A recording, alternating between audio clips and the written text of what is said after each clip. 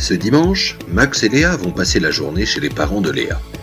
Max ne met donc pas beaucoup d'enthousiasme et ne se presse pas vraiment pour se préparer. Et en fait, il n'a pas très envie d'y aller. Car c'est à chaque fois la même chose quand Léa est dans sa famille. Lui n'existe plus, ou presque plus. Léa le sent, mais ils n'arrivent pas à en parler ensemble, et c'est toujours très tendu. Allez Max, dépêche-toi, on va être en retard chez les parents. J'arrive, mais arrête de me mettre la pression, on sera à l'heure, pas la peine d'arriver trop tôt non plus. C'est toujours la même chose, tu ne mets jamais du tien quand il s'agit d'aller chez mes parents. Ils partent et finissent par arriver tout à fait à l'heure. Pendant l'apéro, ça démarre. La famille de Léa est très bavarde et tous les sujets filent à toute allure.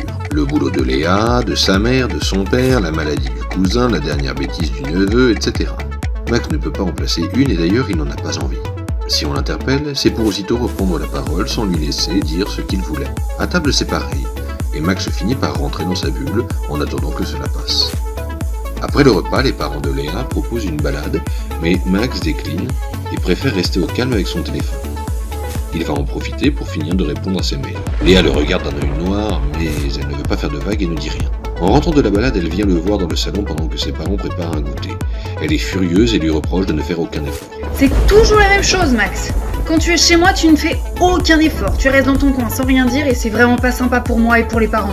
Et tu te rends pas compte, Léa, quand on est chez toi, il n'y a que toi qui compte. Et moi, je suis invisible. Vous parlez tout le temps et je ne peux même pas en placer une. La situation est donc bloquée. Que faire? L'astuce de Max et Léa. 1. Prendre un temps d'échange pour parler de leurs familles respectives et de la manière dont ils se sentent dans la famille de l'autre. 2. Dire ce qu'ils aimeraient que l'autre fasse pour qu'ils se sentent mieux en famille.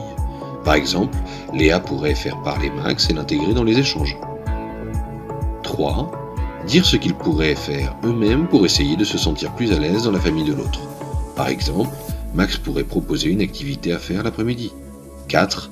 Fixer une distance raisonnable dans la fréquence des séjours dans sa belle famille. 5. Se rappeler que les qualités de son conjoint viennent aussi de sa famille.